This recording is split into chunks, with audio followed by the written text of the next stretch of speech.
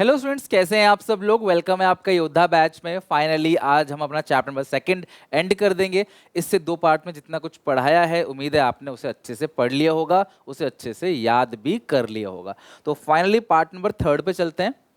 Industrial development 1950 से लेकर 1990 तक सरकार चाहती थी कि पूरी कंट्री को हम ही चलाएं, प्राइवेट के हाथ में कुछ ना दें। उसके पीछे बहुत सारी क्लास मतलब कि सोच थी सरकार की, जो कि सही भी थी। देश तब नया नया बन रहा था क्लास, और इवन हमें बहुत शोषण ऑलरेडी देखने को मिला था। अगर हम चीज़ें प्राइवेट के हवाले कर देते तो होता ये कि क्लास प्राइवेट जो प्रोड्यूसर्स हैं या जो प्राइवेट फर्म्स हैं, उनका मेन ऑब्जेक्टिव होता है प्रॉफिट मैक्सिमाइजेशन। तो वो प्रॉफिट कमाने के लिए चीज़ों को महंगा बेचते और ऑब्वियसली लोग अफोर्ड नहीं कर पाते। इसीलिए 1950 से लेकर 1990 तक सरकार ने सारी चीज़ें अपने हाथ में रखी थी, सारा कंट्रोल अपने हाथ में रखा था। फिर 1991 में आके धीरे धीरे सरकार ने क्या करना स्टार्ट किया, जो अगले चैप्टर में पढ़ोगे आप, लिबरल पॉलिसी लाना स्टार्ट कर दिया, प्राइवेटाइजेशन करना शुरू कर दिया। ठीक है, तो स्टार्ट करते हैं। इंडस्ट्रियल पॉलिसी डेवलपमेंट में role of public sector in industrial development. Industries को, इकोनॉमी में जितनी भी इंडस्ट्रीज थी ना, उनको डेवलप करने में सरकार का बहुत बड़ा रोल था। क्यों? क्योंकि क्लास सरकार के पास काफ़ी पैसा था और प्राइवेट सेक्टर के पास पैसों की कमी थी। Lack of capital in private sector. जितने भी प्राइवेट बिजनेसमैन हैं, प्राइवेट फर्म्स हैं ना, उनके पास पैसों की बहुत दिक्कत थी। उनके पास इतना पैसा नहीं था कि वो बड़े लेवल पे कारखाने को सक्सेसफुली रन कर सकें। सेकेंड है एम्प्लॉयमेंट क्रिएशन। सरकार रोजगार दे रही थी दो तरीके से। सरकारी कंपनी में, पब्लिक सेक्टर अर्निंग, जो सरकारी कंपनीज थी उनमें, जो गवर्नमेंट एंटरप्राइजेस थी उनमें लोग काम कर रहे थे, और साथ में एडमिनिस्ट्रेटिव सर्विसेज। जितने भी क्लास एडमिनिस्ट्रेटिव सर्विसेज है, पुलिस है, डिफेंस है, ठीक है, आर्मी नेवी, जो भी अलग अलग टाइप के एयरफोर्स है, या फिर क्लास आईएएस आईपीएस, इनकी भर्तियों में क्लास जो लोग काम कर रहे थे ना, वो सरकारी थे। तो कुल मिला के ऑब्वियसली सरकार रोजगार दे रही थी उस टाइम पे। लोग ज़्यादातर काम सरकारी कंपनियों में ही कर रहे थे। आज ज़्यादातर लोग प्राइवेट कंपनी में काम कर रहे हैं, लेकिन उस टाइम पे ज़्यादातर लोग सरकारी कंपनी में काम करते थे। सरकार के पास इंफ्रास्ट्रक्चर स्ट्रांग था, transport, communication, banking, insurance, finance, सरकार के पास ये सब स्ट्रांग था।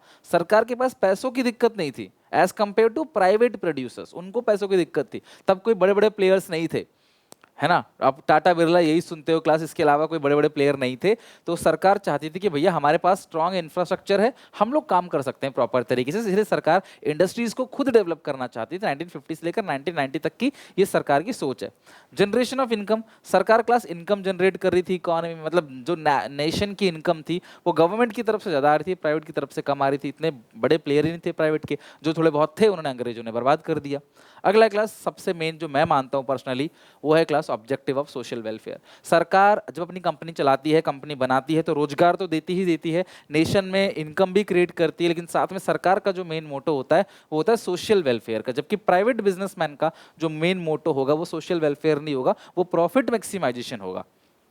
तो सरकार का ऑब्जेक्टिव सोशल वेलफेयर था, इसीलिए सरकार क्लास सारी चीजें अपने हाथ में रखती थी।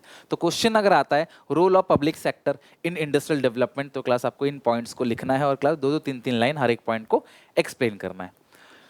नेक्स्ट है क्लास इंडस्ट्रियल पॉलिसी रेजोल्यूशन। ध्यान समझना, इंडस्ट्रियल पॉलिसी रेजोल्यूशन का ये जो है फेज 2 है। इसका जो फेज 1 आया था वो 1948 में आया था। इंडस्ट्रियल पॉलिसी रेजोल्यूशन का जो फेस आया वो आया क्लास 1948 में, और जो फेस नंबर 2 आया वो 1956। इंडस्ट्रियल पॉलिसी रेजोल्यूशन में 1956 में इन्होंने 3 स्केड्यूल बनाए। तो जो इंडस्ट्रियल पॉलिसी रेजोल्यूशन के स्केड्यूल हैं वो क्लास 1956 में बनाए इन्होंने। स्केड्यूल ए में इन्होंने बोला, ध्यान समझना, 17 ऐसी इंडस्ट्रीज हैं जो पूरी तरीके से स्टेट ओन है, मतलब इस काम को, इन इंडस्ट्री को प्राइवेट कंपनी वाले नहीं खोल सकते। 17 इंडस्ट्री। 12 ऐसी इंडस्ट्रीज हैं जिनमें क्लास सारा का सारा काम सरकार ही करेगी, ओन सरकार करेगी, लेकिन ये प्राइवेट की हेल्प ले सकती है इस काम में। लाइक अगर वो एक घर बना रहे हैं तो मटेरियल प्राइवेट से मंगा सकते हैं, एग्जाम्पल के तौर पर। बाकी जो भी इंडस्ट्री बची वो इन्होंने क्लास दे दिया किसको? प्राइवेट सेक्टर को। सोचो यार, प्राइवेट को कुछ भी नहीं दिया। 17 बड़ी इंडस्ट्री अपने पास रख ली, 12 और रख ली, बचे कुछ इंडस्ट्री क्लास जो है वो इन्होंने प्राइवेट सेक्टर को दे दिया। तो ये स्केड्यूल ए बी सी बहुत अच्छे से ध्यान रखना क्लास, क्योंकि बिकॉज ये एक इंपॉर्टेंट टॉपिक है इस पूरे चैप्टर का। Schedule A में under this schedule there are 17 industries which are exclusively owned by the state.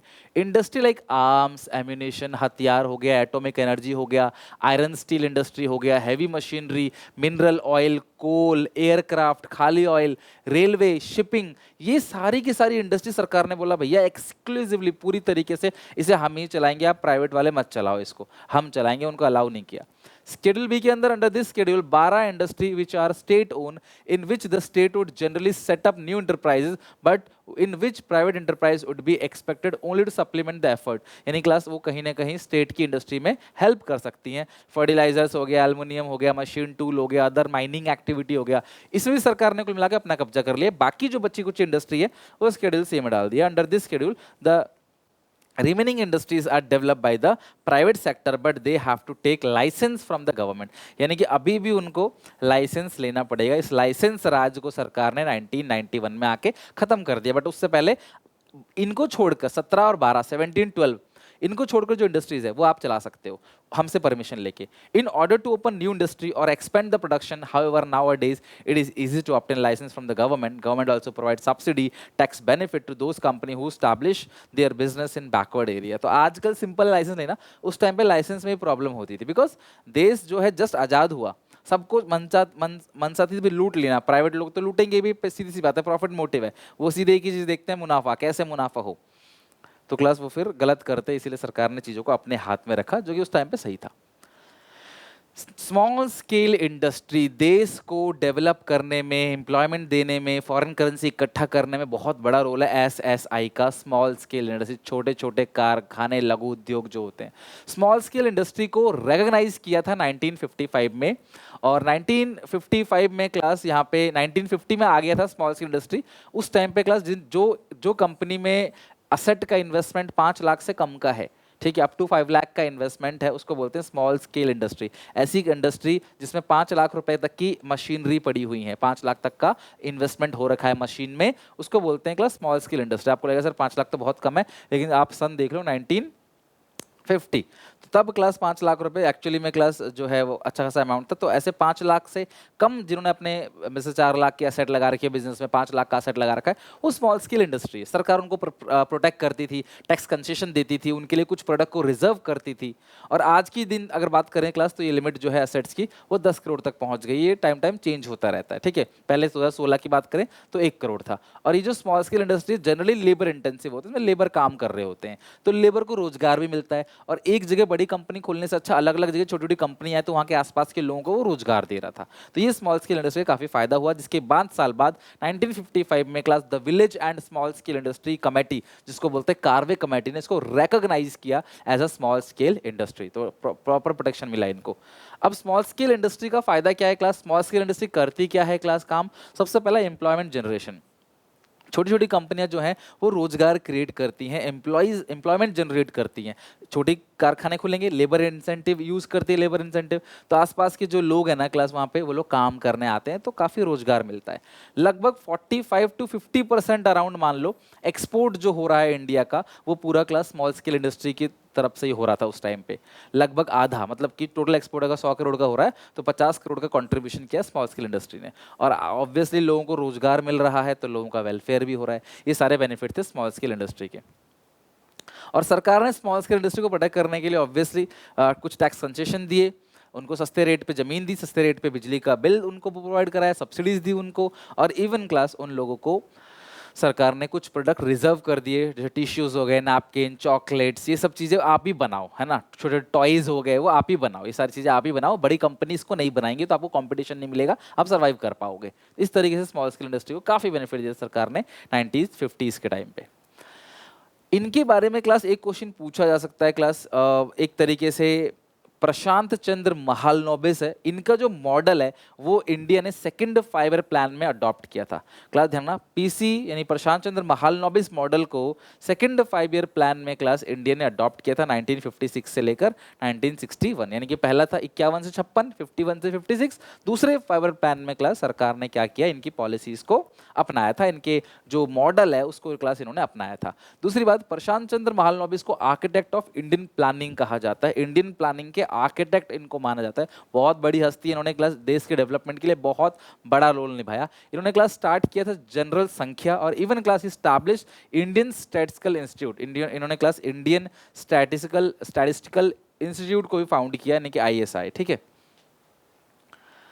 Foreign trade, अब हो क्या रहा था क्लास कि हम लोग, सरकार ने पॉलिसी बनाई कि हम लोग बाहर से कितनी चीजें इंपोर्ट करेंगे, तो बाहर से इंपोर्ट करना बंद करो, अपने देश के अंदर ही उन चीजों को बनाओ जो आप बाहर से इंपोर्ट कर रहे हो। तो to protect the domestic firm from the foreign competition, सरकार ने क्या किया, एक पॉलिसी बनाई जिसका नाम है क्लास इंपोर्ट सब्सटीट्यूशन। सरकार ने क्या किया, इंपोर्ट सब्सटीट्यूशन की पॉलिसी बनाई कि भैया बाहर से इंपोर्ट ना करके हम लोग चीजों को अपने देश के अंदर से ही खरीदेंगे। This is called import substitution. ठीक है।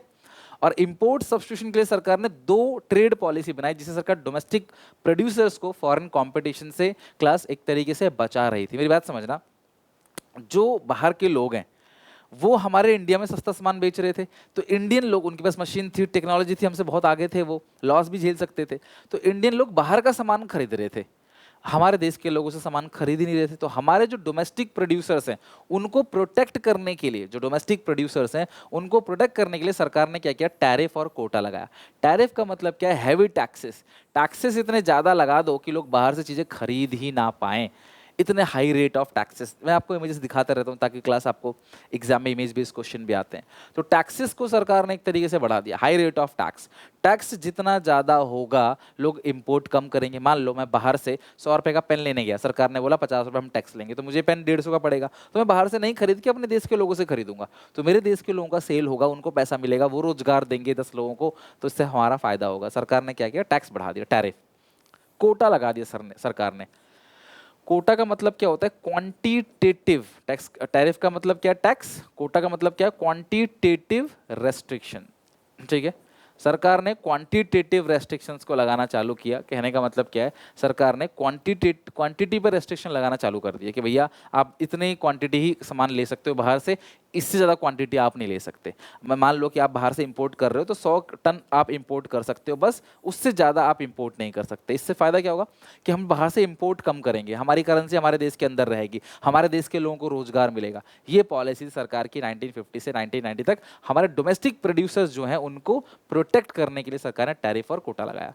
ध्यान रखना, डोमेस्टिक प्रोड्यूसर्स को प्रोटेक्ट करने के लिए फ्रॉम फॉरेन कंपटीशन सरकार ने टैरिफ लगाया और कोटा। ये कोटा है क्लास, यानी क्वांटिटी, आप क्वांटिटी कम कर दो। ठीक है, बोटलनेक बना दो कि आप धीरे धीरे ही आप बाहर से चीज़ें मंगा सकते हो, इकट्ठा बाहर से ज़्यादा चीज़ें नहीं मंगा सकते। ऐसा करने से हमारे देश के लोग हमसे ही सामान खरीदेंगे, फिर क्लास बाहर से सामान नहीं खरीदेंगे, तो हमारे जो डोमेस्टिक प्रोड्यूसर्स हैं ना क्लास, डोमेस्टिक फर्म्स हैं, उनको क्लास काफ़ी ज़्यादा फायदा मिलेगा।